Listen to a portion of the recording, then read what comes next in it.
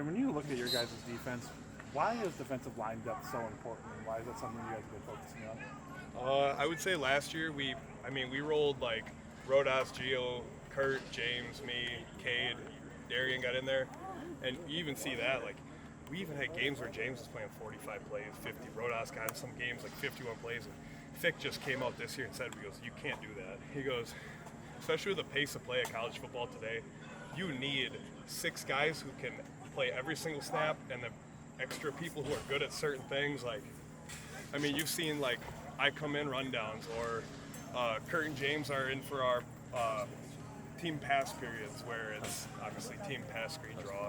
But you've got to find people who are good at certain things, and you've got to have people who can play every single snap, your first through third downs, and be able to stop the run in first, second, and rush passer on third. I feel like you guys are better positioned to have the depth. I would say so, because when you look at a defense, you've got to get used to the scheme. And not that we were getting used to the scheme all the way through the season last year, but now I'm hearing our play calls, and I'm not thinking, all right, a line here, work that way, a line here, do this. I'm hearing it, and I'm already subconsciously doing that. So when you've got a year of it behind your back for the people who are returning, and then you're bringing in people like Eli Hills, who's super explosive, Brandon Lane, who's really freaking strong and fast. Like, you're bringing in a lot of talent who is able to plug and play right there. So I would say we're definitely more fit this season between our returning people to the scheme and the people we added. It's going to be a huge difference. You understand why people from the outside might say like the defensive line is one of the biggest question marks people have about this team, is not knowing what can provide. I mean, those are people who just look at production.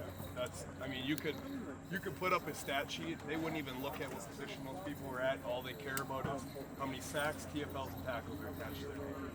And I mean, I don't know if you watched camp today. There was a lot of plays being made by the D-line. So, like I said, a lot of people question the D-line because they're like, oh, that's a question mark in the defense. They're just looking at production numbers. And last year we had, I don't know, James had a couple sacks.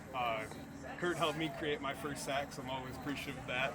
But we've definitely brought back a lot of people to the scheme who are going to be better, not more fit, but more used to playing in this scheme to create more production. And then we brought in some freaking explosive kids, Brandon and Eli. And then Ernest is going to be a really good athlete. He's just got kid's like 18 years old. He's just got to get used to college football. And then you see Dylan Johnson. The kid's a freak athlete, super strong, explosive.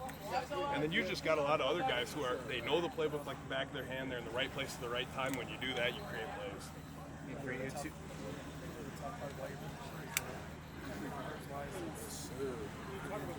Kurt Neal over here, guys. Oh, I mean, not that it's obviously like if you're going to put us on the field, you're going to expect us to make plays. So you've got, and, like you look at Kurt, like that kid's stats last year, that kid is a dog. And then if you're going to tell me that kid can't make any plays because he didn't have any sacks, like you're wrong. This kid's going to have a minimum 5 sacks season. You talk about how excited you are for the other guys. I mean, how does that help make you better? How does that excite you as you guys prepare for camp and prepare for the season? Well, I would say that obviously I'm super excited about the guys we brought in, but I'm also super excited for myself to be in my second year in this program under Fickle. Scruggs is gone. We got Whitlow in, and I really like the transition. I like them both, but Whitlow's a big if you're gonna be a dog out there, you're gonna make plays. You gotta shoot your shot eventually. Like you can't just sit there and follow your scheme to be in the right gap. He doesn't want robots. He wants athletes. I noticed out there too. He always tells you guys to keep it violent. What does that say to you? What's that phrase mean to you? So most people come back from their first 2 days of camp and it's, oh, these are the MAs that you made. You got to be in this gap in this play at this time. Our board says strain and physicality. Like he just wants us to be dogs out there. Right now he goes, you're going to be really raw right now. Obviously we all did spring ball together, but you take the pads off for 3 months and you can do individual work during the summer, but until you're feeling up on the chest pads and the shoulder pad, you got to get that strain and physicality back in your mind in every single play. And one more here for Ben, then we'll get Kurt up here.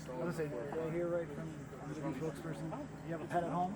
Yeah. So, okay, what do you have to do when it comes to stuff like this where, Oh. you know, like we're here at Camp for X number of Yeah, years. I got married in June. I've been with Jess for 6 years. It's gonna be 7 in December, but we got married June 8th, so she's back home with the Bulldogs right now. And I'd be lying if when I go to bed at night, it's pretty odd not having them dogs around. Yeah.